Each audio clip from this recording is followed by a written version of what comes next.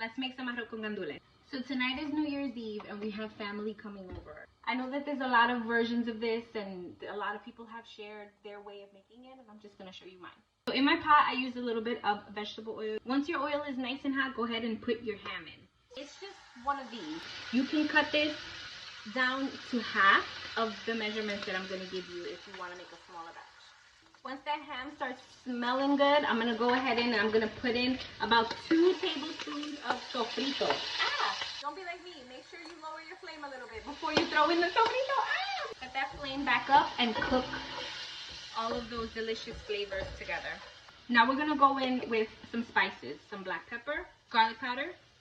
You know we season with our heart over here. Onion powder. God, apparently even my shirt wants to be seasoned. I respect it. Some chicken bouillon. Packet of sazon. If you don't want to use sazon, you can use paprika instead. But the sazon really gives it a different flavor. So I like to use it. And a little bit of salt. Give that all a mix. These are olives and capers mixed together. There's also a few roasted peppers in there. This is the one that I always use. I buy the pitted one. I don't go too crazy on the olives because I personally don't like olives, but I do feel like the rice needs it. It gives it a certain kind of flavor. I just don't put too much. And if I'm making the rice, I'm only putting a little bit. Some pimientos. These are basically just roasted red peppers. So we're going to throw that in there. A can of tomato sauce. Make sure it's salsa de tomate. So the kind of tomato sauce that has spices in it, you know? Makes a difference. I'm telling you, it makes a difference. 2 cans of gandules. This is already my second can. I'm using long grain rice. So I make sure to wash my rice. I always wash my rice. I like to get a lot of those excess starches out of it. So for 5 cups of rice, I have already all this liquid in here. I'm going to use 5 cups of water. The thing about making rice, to be honest with you, is that there's so many factors that can affect how your rice comes out. That's just the reality of the situation.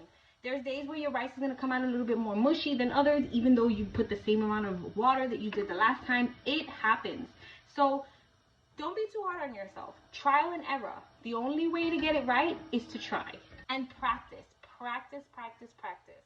I'm going to let this come up to a rolling boil and then throw my rice in. Actually, before I do that, I'm going to taste for salt.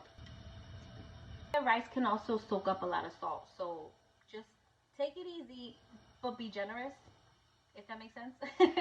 we don't want no bland rice up in here. Let's take our rice.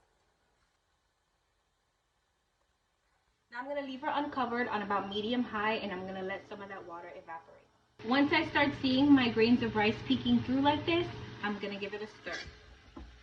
If you don't have these are hoja de plátano. These are just banana leaves. You get them frozen in the supermarket.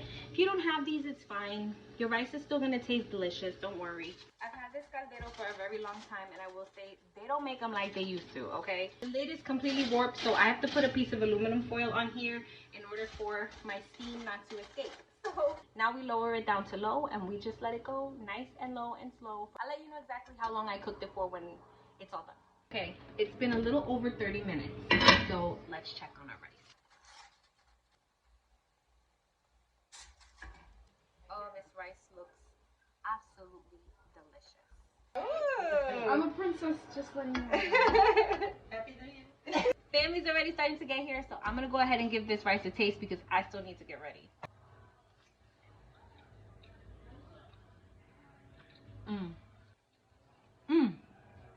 Happy New Year, friends. Happy New Year. Taking a little more.